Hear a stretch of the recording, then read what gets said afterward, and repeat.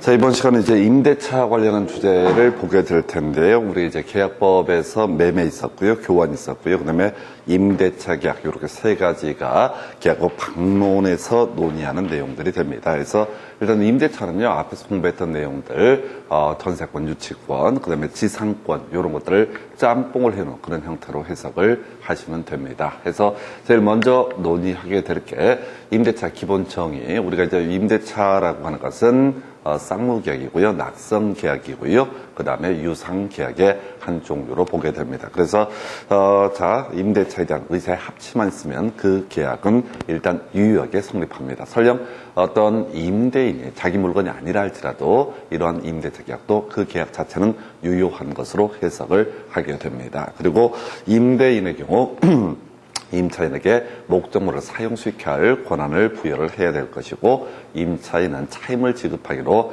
약정을 하게 되는 거. 이걸 우리가 임대차라고 부릅니다. 그래서 바로 전세권하고 차이를 봐야 되죠. 자, 우리가 이제 갑소유 X 부동산에 대해서 을이라는 사람이 전세권을 가지고 있다라고 한번 전제를 해보시게 되면요.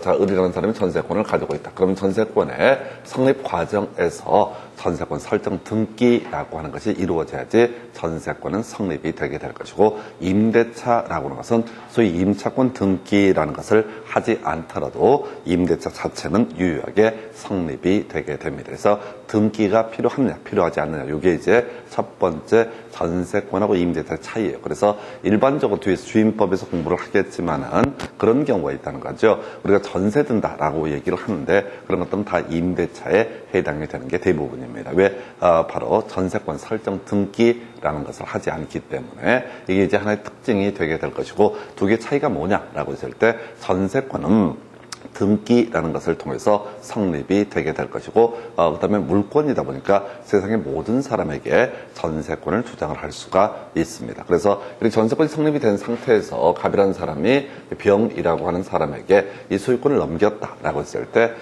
지금 전세권의 존속기간이라는 전제가 쌓이게 되면 을이라는 전세권자는 병에 대해서도 뭘 주장할 수 있다? 전세권을 주장할 수 있다. 이게 이제 기본적인 틀인데 비해서 똑같은 사안인데, 만약에 이게 자, 이 사람이 임차권을 가지고 있다라고 하게 되면 얘는 등기가 없어도 일단 성립하게 되는 권리이고요. 대신 임차권은 등기를 하지 아니한 상태에서는 자, 다 소유자가 바뀌었을 때 바뀐 소유자에 대해서는 임차권을 주장할 수 없다라고 얘기합니다. 그래서 제3자, 즉 물권이 아니기 때문에, 세권에 불과하기 때문에 계약 당사자 사이에서만 유효한 것이 임차권이라는 개념이 됩니다. 그래서 이걸 좀 확장을 하게 되면 이런 식이죠. 우리가 일반적으로 전세권 설정 등기를 하지 않고 주택에 대해서 만약에 임대차 계약을 체결했을 때 집주인 바뀌게 되면 바뀐 집주인이 입장에서는 세입자한테 나가라고 얘기할 수 있다. 이게 기본 골격이에요. 그래서 지금 이제 기존의 임차인은 바뀐 집주인에 대해서 임차권을 주장할 수 없다라고 얘기합니다. 물론 이런 문제를 해결하기 위해서 지금 임차인이 주민등록만 이전을 하게 되면은 이거 그대로 임차권, 소위 대항력이라고 해서 제3자에 대해서도 임차권을 주장할 수 있는 경우 나중에 따로의 공부를 하시게 될 텐데, 기본적으로 임차권이라는 것은 등기라는 것을 하지 않아도 성립한 데 비해서 단점은, 자, 바뀐 소유자에 대해서는 임차권을 주장할 수 없다라고 하는 거. 이게 이제 출발점이 되게 됩니다. 그래서 자, 그러면 이제 임차권에서 등기자, 지금 바뀐 소유자에 대해서 임차권을 주장을 하기 위해서 필요한 것이 임차권 등기라는 것이 되게 됩니다. 그래서 이 임차권 등기는 안 해도 일단 임차권 자체는 성립하게 되는데, 바뀐 소유자에 대해서 임차권을 주장을 하기 위해서는 임차권 등기라고 하는 것을 해야 된다. 이렇게 그림을 잡게 됩니다. 그래서 자, 이런 게 이제 하나의 축이 될 것이고요. 그래서 부동산 임대차 등기한 때부터 제3자에 대해서 효력이 발생한다. 만약에 등기를 하지 않게 되면 제3자에 대해서는 임차권을 주장을 할 수가 없다. 이렇게 그림을 잡아야겠고요. 그 다음에 건물의 보존 등기 이제 한 문제짜리가 되겠죠. 이 문제는 임차권 파트에서 가장 어렵게 구성할 때 자꾸 내는 문제가 임차권, 자, 등기 대항력 얘기로서 건물에 관한 보존 등기 있게 되면요, 제3자에 대해서 임대차의 효력이 생긴다라고 되어 있어요. 일단 주어부터 일단 외우고 들어가야 돼. 건물에 관한 보존 등기를 하게 되면은 이때 제3자에 대해서 대항력이 발생한다라고 이렇게 얘기합니다. 건물에 대한 보존 등기를 하게 되면 제3자에 대해서 임차권을 주장할 수 있다. 자, 요 비슷한 명제가 이런 게 있었죠. 건물 저당권이라고 하는 거 지상권 임차권에 미친다. 이게 이제 하나의 이슈가 됐었고요. 또 하나가 건물 전세권이라고 하는 거 지상권 임차권의 효력이 미친다. 이런 것이 있었고요. 자, 그다음에 이제 건물에 관한 보존 등기를 하게 되면 임차권에도 제3자에 대해서도 대항력이 발생한다 해서 자, 볼까요? 건물 소유를 목적으로 하는 토지 임대차에 있어서 이를 등기하지 않은 경우에도 그 임차인이 지상 건물을 등기한 때 제3자에 대해서 임대차 효력이 생긴다. 이렇게 되어 있어요. 그래서 자, 지금 이제 토지 임대차입니다. 갑소유 X 토지에 대해서 을 일하는 사람이 임차권을 가지고 있다. 두 사람에서 의사의 합치에 따라서 임차권이 발생을 하게 됩니다. 그런데 이렇게 등기를 하지 않은 상태에서 만약에 토지 소유자가 바뀌게 되면은 지금 이제 임차인은 바뀐 소유자에 대해서는 어떻다? 임차권을 주장할 수 없다. 자, 임차권 등기를 해야만이 바뀐 소유자에게 임차권을 주장할 수 있다. 이렇게 그림을 잡고 가야 될 것이고요. 자, 그러면 이제 그 다음에 이제 문제가 되는 것이 이 사람이 이 토지에다가 건물을 지어 올립니다. 그리고 건물에 대한 소유권 보존 등기라는 것을 하게 됩니다. 그러면 누가 봐도 이 토지에는 뭐가 있다? 임차인이 있다는 게 외부에 공시가 되게 됩니다. 자, 그랬을 때 지금 제3자 이 토지를 이 사람이 건물을 짓고 건물에 대해서 보존 등기, 자, 등기를 통해서 외부에 공시가 되게 되면은 마치 임차권 등기를 한 것처럼 제3자, 바뀐 소유자에 대해서도 뭘 주장할 수 있다? 임차권을 주장할 수 있다. 해서 일반적으로 토지 임대차에 있어서 임차권 등기를 하는 것이 가장 일반적인 유형이 될 것이고 제3자에 대해서 주장을 하기 위해서 그렇게 하지 않고 건물에 관한 보존 등기를 하게 되더라도 이때 임차권 이라고 하는 것, 제3자에 대해서 그 효력을 주장할 수 있다. 그래서, 자, 임차권 등기를 했을 때 제3자 요구가 발생한다. 이건 너무나 당연한 얘기라서 시험에 나올 만한 주제가 아니고요. 건물에 관한 보존 등기를 했을 때 이때도 제3자에 대해서 임차권을 주장할 수 있다. 요렇게 정리를 하게 됩니다. 자, 요게 이제 하나의 축이 될 것이고요. 임대차의 내용 등에 관한 내용 중에서 임대차의 존속 기간에 관한 주제가 있게 됩니다. 그래서 제일 먼저, 자, 6661의 X의 3 얘기와 연계가 되게 되죠. 그래서 자, 바로 존속기간의 정함이 없는 임대차. 자, 우리 어디서 먼저 공부하시냐면 전세권과 관련해서 자, 존속기간의 정함이 없다라고 하면 전세권 설정자 또는 전세권자라는 사람은 언제든지 소멸 통고를 할 수가 있다. 그래서 각각 얼마 6개월 지났을 때 그 효력이 발생하게 된다라고 하는 거, 이게 66이 되게 될 것이고요. 그 다음에 61 이렇게 가는 거죠. 자, 존속기간의 정함이 없는 토지 임대차에서 지금 임대인, 임차인 각각 해지라는 것을 할 수가 있습니다. 근데 임대인이 해지 의사를 통지를 하게 되면요, 그 상대방이 도달한 날로부터 6개월 지나야지 해지 효력이 발생하게 될 것이고, 임차인이 만약에 해지 통지를 하게 되면 1개월 지났을 때 다 효력이 발생한다. 이게 66의 61에 관한 부분이 되게 될 것이고요. 세 번째 이슈 X의 3 이렇게 갔어요. 주임법, 상임법을 가서 보시게 되면 묵시의 갱신 등에 있어서 주임법, 상임법에서는 임차인만 해지 의사를 통지할 수 있고요. 이때는 3개월 지났을 때 다 효력이 발생하게 된다. 해서 66의 61의 X의 3이라고 해서 계속 반복하시면 되는 거고요. 그냥 흘려보내시면 좋을 만한 지문이 아닌가 싶습니다. 그래서 존속 기간의 약정이 없는 토지 임대차에서 임대인 해지했을 때 6개월 후에 효력 발생하고요. 임차인 해지했을 때 1개월 후에 효력이 발생한다. 그의 쟁점으로서 자, 지금 이제 임대인이 해지할 수 있는 사유 중에 이런 게 있어요. 임차인이 연천차임이 2기분 X에 이르게 되면 이때는 임대인 계약을 해지할 수 있다라고 이렇게 되어 있습니다. 그래서 자, 우리가 이제 관련한 쟁점들 한번 볼까요? 토지 지상권 얘기를 한번 했던 적이 있습니다. 지상권 얘기해서 지상권 설정자인 토지 소유자의 입장에서는 이 분이 지상권자가 2년분 지를 체납하게 되면 이때 뭘 할 수 있다? 지상권의 소멸을 청구할 수 있다. 이렇게 되어 있었죠. 그래서 그때 2년분은 자, 합쳐서 2년분이 아니라 자기 혼자 기준으로 2년분을 의미했었고, 한편 지상권이 저당 저당권의 객체가 됐을 때는 그때는 저당권자에게 통지하고 상당 기간이 경과돼야지 소멸 청구 효력이 발생한다. 그 얘기를 이제 임대차에서 끌고 오는 거야. 바로 이기분 차임 연체에 있게 되면은 임대인은 임차인에 대해서 계약을 해지할 수 있게 될 것이고요. 자, 그 다음에 지금 나중에 이제 나올 게 될 게 저런 게 있어요. 상임법이라고 해서 상가건물 임대차 보호법을 가서 보시게 되면 그런 내용을 공부를 하십니다. 이 상임법에 있어서는 3기분 차임을 연체했을 때 임대인이 임차인에 대해서 계약을 해지할 수 있다. 다만 주의하실 게 주임법, 주택임대차보호법에서는요 해지조항이 없습니다. 자, 주택에 들어가 세를 들어 사는데 월세를 내지 않았다라고 했을 때 해지라는 조항은 없고요. 임대인 입장에서 주택의 임차인을 쫓아내기 위해서는 소송을 제기를 해야 됩니다. 목적물에 반환 청구 소송이라든가 또는 손해배상 청구 소송 이런 식을 통해서 차임을 받아내는 건 별개의 문제로 그냥 해지 조항은 존재하지 않는다. 해서 다시 갑시다. 지상권 설정자, 지상권자가 2년분 지료처에 납부하게 되면 소멸 청구할 수 있다. 요거랑 같은 맥락에서 토지 임대인이 임차인의 이익이분 차임 연체를 이유로 해서 뭘 할 수 있다?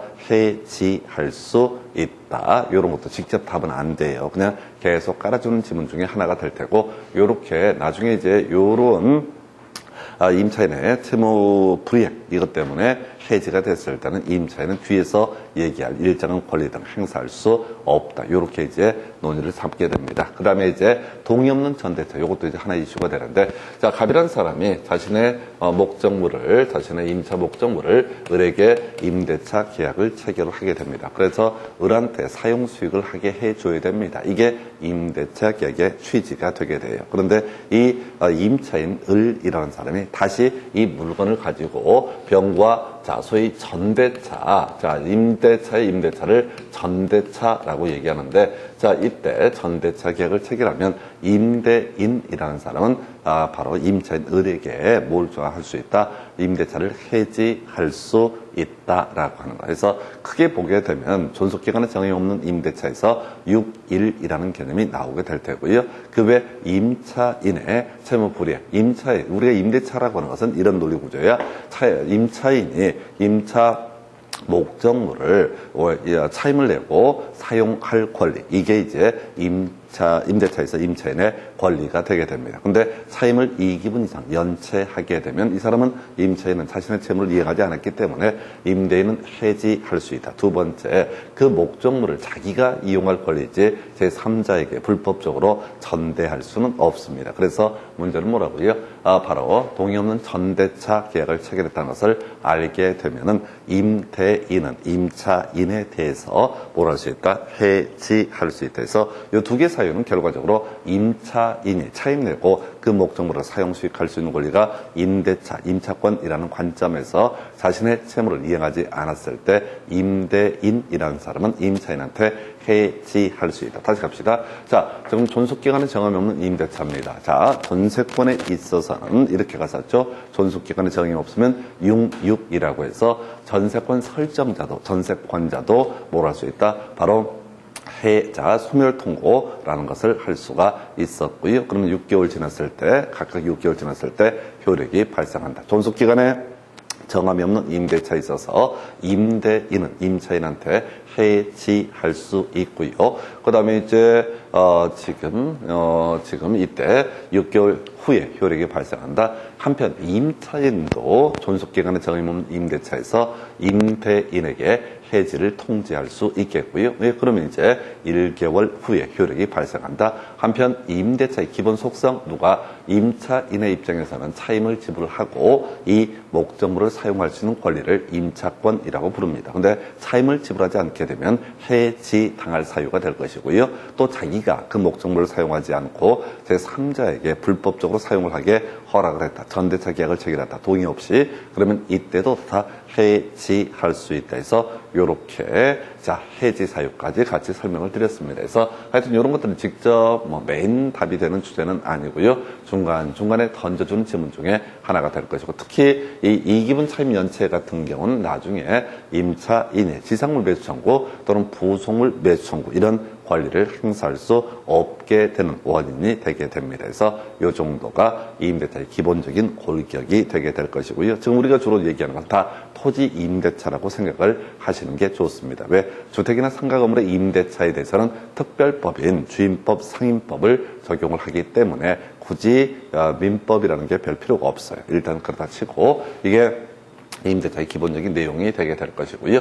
자, 임차인의 권리 3개 있습니다. 비용 상환 청구권, 또 하나 지상물 매수 청구권, 그 다음에 부속물 매수 청구권에서 총 3가지인데요. 자, 요 얘기는 우리 물권 파트에서 공부한 내용과 연계해서 기억을 하셔야 됩니다. 자, 우리가 유치권이라는 개념이 하나가 있었죠. 유치권에서 공부했던 주제가 뭐냐면, 자, 유치권이 뭐죠? 자, 유치권자가 지금 소유자에게 채무를 변제하기 전까지 그 목적물의 인도를 거절할 수 있는 권리, 유치할 수 있는 권리를 뭐라고 한다? 유치권이라고 부르게 됩니다. 그럼 이제 유치권이라고 하는 게 어떤 논리 구조였냐면, 자, 첫 번째가 채권과 목적물 간의 관련성이 인정이 돼야 됐었고요. 채권자가 타인의 물건을 점유하고 변제기 도래 배제 특약이 없으면 어떻다? 유치권은 성립하게 된다. 물론 거기서 주요 이슈가 됐던 것이 채권과 목적물 간의 직접적인 연관성, 관련성이라고 하는 것이 인정됐던 피담보 채권은 2가지, 공사대금 채권, 비용 상환 청구권이라는 것이 있었고요. 채권자가 타인의 물건을 점유하고 있어야 된다. 이때 간접 점유도 포함이 되는데 출제 포인트, 채무자가 직접 점유하고 채권자가 간접 점유하는 경우는 이때는 유치권 인정되지 않는다. 그 외 특이한 쟁점, 배제 특약이 있다면 어떻다? 이때는 유치권 성립할 수 없다라고 해서 지금 비용 상환 청구를 근거로 해서 뭘 주장할 수 있다? 유치권을 주장할 수 있다. 근데 비용 상환 청구를 배제한 특약이 있다면 그때는 비용 상환 청구 자체가 발생하지 않기 때문에 이때는 소위 유치권 주장을 할 수가 없다. 이렇게 가는 거거든요. 그래서 지금 비용 상환 청구권이라고 하는 개념은 바로 물권법 파트에서 공부했던 유치권이라는 개념과 바로 연계해서 해석을 해 주셔야 됩니다. 그래서 하여튼 이게 줄줄 따로 연계가 되어 있어요. 자, 첫 번째. 자, 일시 사용이 명백한 임대차. 예, 이때도 바로 비용 상환 청구는 인정이 되게 됩니다. 이게 좀 특이한 것이 나중에 일정 기간 동안 임대차 후에 발생하는 권리 중에 하나가 뭐가 문제가 되냐면 지상물의 매수 청구 또 부속물의 매수 청구라는 개념이 있게 되는데, 자, 그때는요 일시 사용을 위한 임대차에서는 소위 요거 적용 안 합니다. 다 적용 안 해요. 나중에 주임법, 상임법도 일시 사용을 위한 임대차가 명백하다라고 하면은 이때는 그 주임법, 상임법을 적용하지 않습니다. 무슨 얘기냐면 예를 들어서 자, 지금 입시철이 돼서 아이가 지방 도시에 거주하고 있었고 수도권에 있는 대학에 응시를 하기 위해서 원산대로 왔다 갔다 하는 게 복잡하니까 한 보름 정도 주택 임대차 계약을 체결을 하게 됩니다. 예, 그러면 그냥 보름 동안 주택 임대차 계약을 체결했을 때 나중에 주임법 자체 적용 안 되고요. 그리고 지상물의 매수 청구, 부속물의 매수 청구 이런 개념도 당연히 적용될 여지는 없는데 이렇게 일시 사용이 명백한 임대차라 할지라도 뭐는 적용할 수 있다?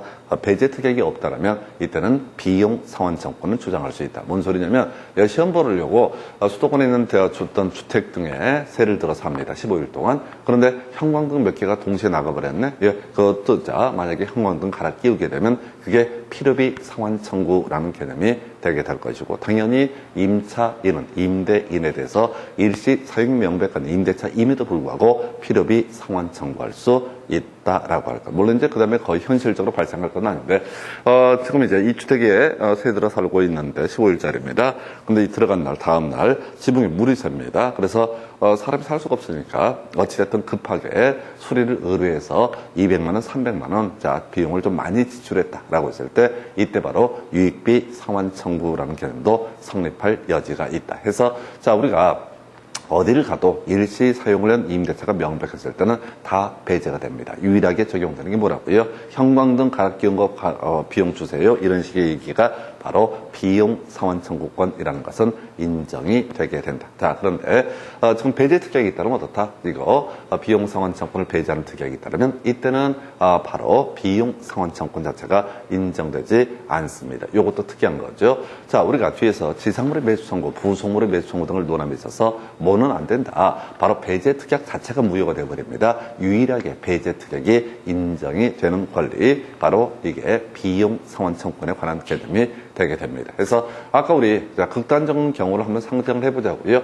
15일 동안 주택을 임대차 이렇게 허락을 합니다. 또는 이제 쉽게 생각할 수 있는 게 뭐가 있냐면 상가 건물 아니고 주택 아닌 케이스가 여름철에 참외장사, 수박장사 하려고 근처 도로변에 국도변에 있는 농업용 건물을 빌린다라고 한번 해보겠습니다. 딱 한 달 동안 빌려 쓰기로 한다. 그러면 이제 그게 일시 사용된 임대차가 되게 될 것인데 이때 지금 형광등이 문제가 돼서 형광등이 문제가 되게 되면은 어떤 문제가 터질 수가 있냐면은 형광등 갈아 끼웠다라고 한번 전제를 해 보도록 하겠습니다.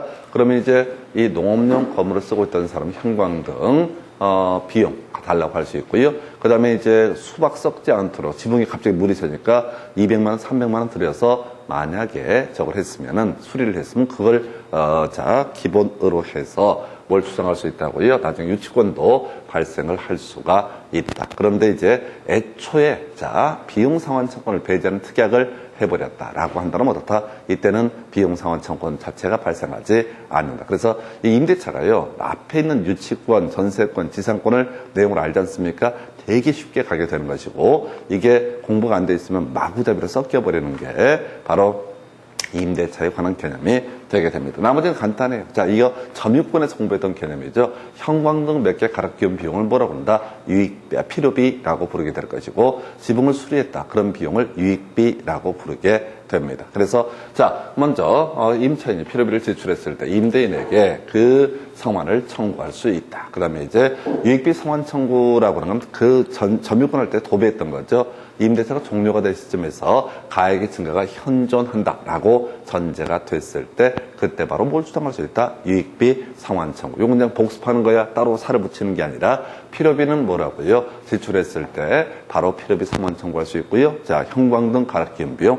이에 비해서 유익비라고 하는 것은 가액의 증가가 현존했을 때 별 쟁점 안 돼요. 내용은 점유권에서 다뤘던 내용과 똑같습니다. 그리고 나서 원상복구 특약이 있다. 그러면 애초에 바로 비용 상환 청구권이 발생하지 않게 됩니다. 그럼 이제 유치권 행사를 할 수가 없게 될 것이고, 만약에 이 배제 특약이라고 하는 것이 관련해서 또 하나 이슈가 될 수 있는 게 요 얘기구나.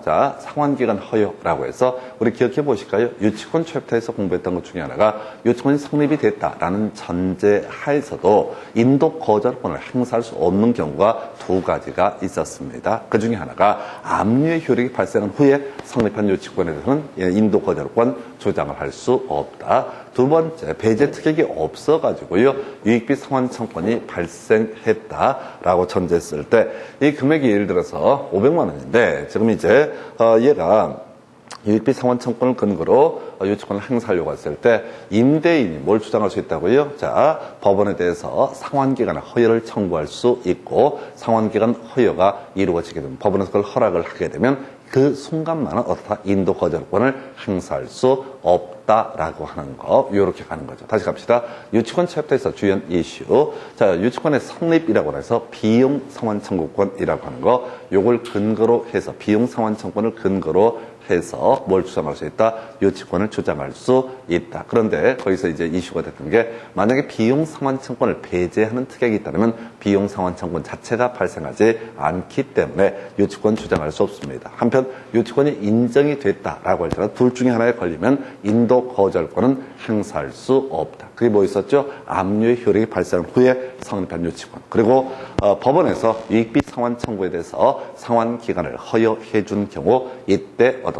바로 비용상환 청구권이라고 하는 거, 비용상환 청구권을 근거로 해서 유치권을 행사할 수 없다라고 해서, 이 문제는 지금 비용상환 청구권 얘기는요, 사실은 바로 유치권 얘기가 얼마나 공부가 돼 있는가, 요거를 이제 계속 물어보는 구조에 한 번만 더 가겠습니다.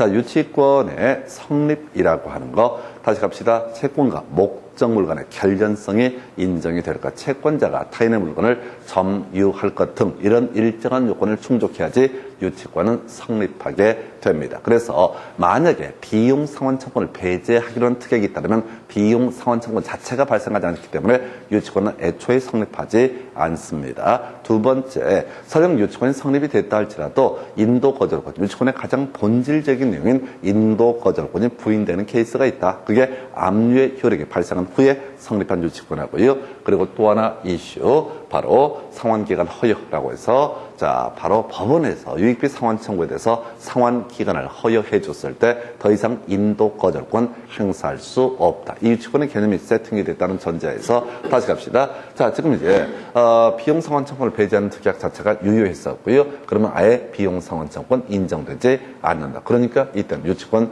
행사할 수 없다. 또 하나, 지금 비용 상환 청구권 중에서 유익비 상환 청구권이 인정이 된다. 배제 특약이 없어서 인정이 된다라고 할지라도 법원에서 상환 기간을 허용해 준 경우 이때 역시 어떻다?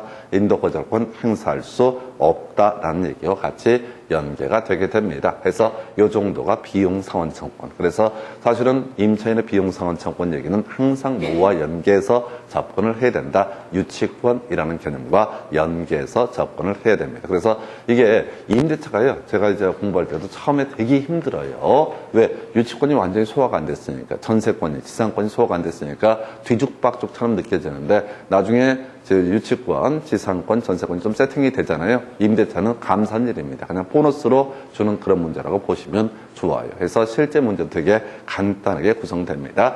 자, 그 다음에 이제 임차인의 권리 중에서 또 하나의 이슈로 삼을 수 있는 것이 바로 지상물 매수 청구권이라는 거. 자, 요것도 보기에 앞서서 먼저 이 디테일한 내용 그다음 문제고, 일단 우리가 기억을 해야 될 게, 자, 소위 지상권에서의 지상물 매수 청구라는 개념을 먼저 떠올리셔야 돼. 자, 우리가 지상권의 존속 기간이 만료가 됐는데요. 그 지상에 건물 등이 현존하고 있다라고 했을 때 지상권자라는 사람은 토지 소유자인 지상권 설정자에게 소위 갱신 청구라는 걸 할 수 있습니다. 야, 건물 멀쩡한데 때려 부실 필요는 없는 것 같고, 자, 지상권의 존속 기간을 늘려달라라는 갱신 청구를 했는데 지상권 설정자가 이 얘기를 들어주지 않아. 그럼 네가 사줘라고 하는 게 지상물의 매수 청구. 말은 청구권, 청구한다라는 표현을 쓰고 있는데 이때는 그냥 반드시 사줄 의무가 발생하게 되는 게 지상물의 매수 청구. 다시 갑시다. 지상권에 있어서 지상권의 존속 기간이 만료가 됐습니다. 그러면 이제 지상권자는 그 토지를 지상권 설정자인 토지 소유자에게 반환하면 되는 그런 문제가 되게 됩니다. 그런데 그 건물이 현존하고 있다 했을 때 건물을 때려 부실 수도 없는 것이고 또 철거를 해야 되는 문제가 터지기 때문에 누구한테 토지 소유자에게 갱신 청구를 할 수 있고, 들어주지 않게 되면 그럼 네가 이 건물을 사달라라고 하는 지상물의 매수 청구라는 것을 할 수가 있다. 이게 이제 하나의 축이었거든요. 자, 임대차 똑같이 갑니다. 임대차 계약을 체결했고요. 임대차 기간이 다 만료가 되게 됩니다. 그런데 자, 지상에 건물이 현존하고 있다라고 했을 때 임차인은 임대인에 대해서 뭘 주장할 수 있다? 갱신 청구를 할 수 있고요. 상대방이 갱신 청구를 받아주지 않게 되면 그때 뭘 주장할 수 있다? 지상물의 매수를 청구할 수 있다라고 할 것. 그러면 이제 무조건 사주는 거와 똑같은 의미가 이거죠. 바로 매수 청구 효과라고 해서 임차인이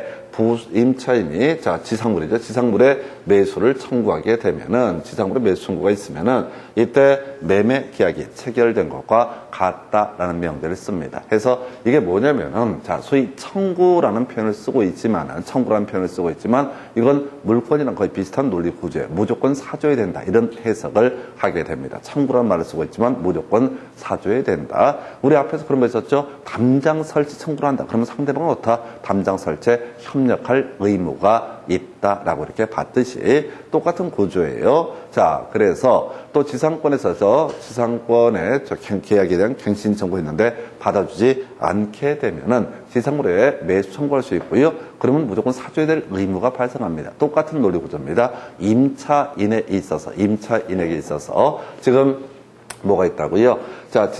임대차가 종료가 된 시점에서 그 지상의 건물이 현존하고 있다 등등등 이런 경우에 임차인은 뭘 주장할 수 있다? 지상물의 매수를 청구할 수 있다. 물론 논리 전제가 먼저 갱신 청구를 해야 됩니다. 그리고 나서 거절했을 때 그때 바로 뭘 할 수 있다? 바로 지상물의 매수를 청구할 수 있다. 하나만 더 볼까요? 아까 우리 임대인이 계약을 해지할 수 있는 사유 중에 66 시리즈가 있었죠. 존속기간에 정함이 없는 임대차다라고 했을 때 임대인이라는 사람은 임대인은 해지할 수 있다. 그럼 이제 불축의 피해를 입게 된 임차인은 임대인에게 혹시 그 토지, 임차한 토지 위에 지상 건물 등이 있을 때 지상물의 매수를 청구할 수 있다라고 할 것, 이렇게 가는 거고요.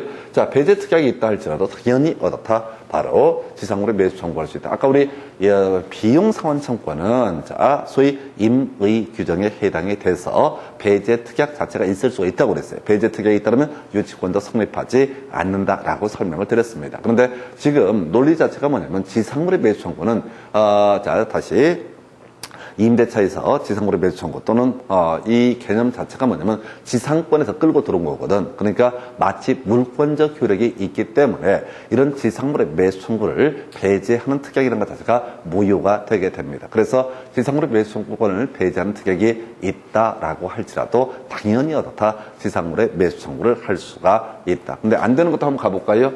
이기문 차임 연체로 인해서 해지가 됐다. 이건 임차인이 보호받을 가치가 없는 아이죠. 그래서 이기문 차임 연체가 되게 되면 이때는 보호받을 가치가 없기 때문에 따라만 대해서는 지상물 매수 청구권 인정되지 않는다. 그 다음에 일시 사용이 명백한 임대차 있었죠? 아까 일시 사용이 명백한 임대차임에도 불구하고 유일하게 인정되는 개념이 권리가 비용 상환 청구권이라고 말씀을 드렸습니다. 나머지 지상물의 매수 청구나 부속물의 매수 청구 이런 데서는 절대로 일시 사용이 명백한 임대차, 주임법 상임법에서도 일시 사용이 명백한 임대차에 대해서는 이런 조항을 적용할 여지가 없다. 그럼 이제 스토리를 이렇게 가는 거예요. 임대차, 토지 임대차가 정상적으로 끝나게 됩니다. 그러면 그 위에 임차한 토지 위에 지상물, 건물 등이 존재하게 되면 임차인은 원칙적으로 뭘 주장할 수 있다? 바로 지상물의 매수를 청구할 수 있다. 이거 지상물 매수 청구가 부인돼 버리잖아요. 그러면 사회적으로 낭비거든요. 건물 멀쩡한 걸 때려 부셔야 되는 문제가 발생하니까 어떻게 하자? 민법을 통해서 이 건물을 살려야겠다. 그래서 지상물의 매수 청구를 인정을 하게 됩니다. 그래서 지상물 매수 청구가 있게 되면 어떻다고요? 매매 계약이 체결된 것과 같다. 뒤에 보지 마시고 가장 기본 틀만 가시는 거야. 다시 갑시다. 지금 지상물의 매수 청구 어디서부터 시작하냐면 지상권부터 얘기가 시작이 돼야 됩니다. 지상권에 있어서 지상권의 존속기간 만료가 됐는데 지상권자가 지상권 설정자에게 뭘 주장할 수 있다? 갱신 청구 주장할 수 있고요. 건물이 있는데 지금 또 땅을 돌려줘야 되는 그런 상황이면 계약 갱신 청구할 수 있고 들어주지 않게 되면 뭘 주장할 수 있다? 지상물의 매수 청구를 할 수가 있다라고 하는 거. 그래서 본질적으로 우리가 지상권의 존속기간 만료 등에 있어서 지상물의 매수 청구라고 하는 것은 그 건물 살자는 겁니다. 안 그랬다가는 건물 철거의 문제가 발생하니까 똑같은 논리 구조예요. 토지 임대차에 있어서 임대차 기간이 종료가 되고 건물이 현존해서 임차인이 계약 갱신 청구를 하게 됩니다. 근데 혹시 임대인이 갱신 청구 거절을 하게 되면 그때 바로 뭘 주장할 수 있다? 그럼 네가 건물 사줘라고 하는 지상물의 매수를 청구할 수 있다. 이렇게 갈 테고 또 하나 아까 우리 존속기간에 정함이 없는 임대차에서 6일 이런 거 있었죠. 임대인이 해지하게 되면 6개월 후에 효력 발생하고 임차인이 해지하게 되면 1개월 후에 효력 발생한다. 이건 임차인 잘못이 아니거든. 그러니까 건물이 현존한다라고 전제가 됐을 때 바로 지상물의 매수 청구를 할 수가 있다라고 할 것. 우리 시험용으로 준비하실 게 배제 특약이 있다 할지라도 그 배제 특약은 무효이기 때문에 당연히 지상물 매수 청구에는 영향을 주지 아니한다. 이렇게 그림을 잡게 될 것이고요.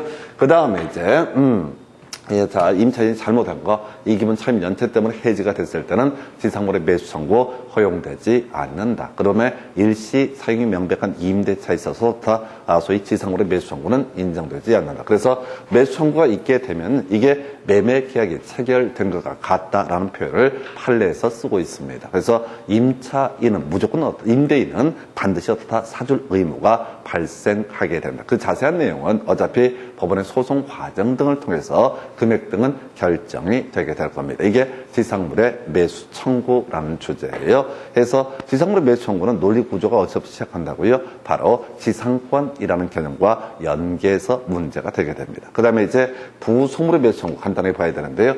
이 부속물의 매수 청구는 전세권이라는 개념에서 주로 문제가 되는 개념이죠. 전세권이라고 해서 우리 전세권에서요. 전세권의 존속기간 만료가 된 상태에서 자 지금 거의 소위 이제 건물 전세권을 생각하면 좋을 텐데 이 건물에다가 일정한 부속물을 붙였다라고 했을 때 물론 전제 요건은 그렇습니다. 전세권 설정자의 동의를 받거나 전세권 설정자부터 매수를 했을 때라고 전제를 까는데 하여튼 일정한 요건을 갖추면 전세권자는 누구한테 전세권 설정자에게 부속물의 매수를 청구할 수 있다. 제가 이런 일을 아마 들었을 거예요. 자, 건물 전세권자가 있고, 자, 건물 전세권 설정자가 있다고 했을 때, 자, 시스템 에어컨 얘기를 한번 예를 들었습니다. 만약에 시스템 에어컨이라는 것이, 자, 건물에 붙였을 때, 이게 부속을 시켰다. 그리고 그게 소위 부합이라는 문제가 발생하지 않는다라는 전제에서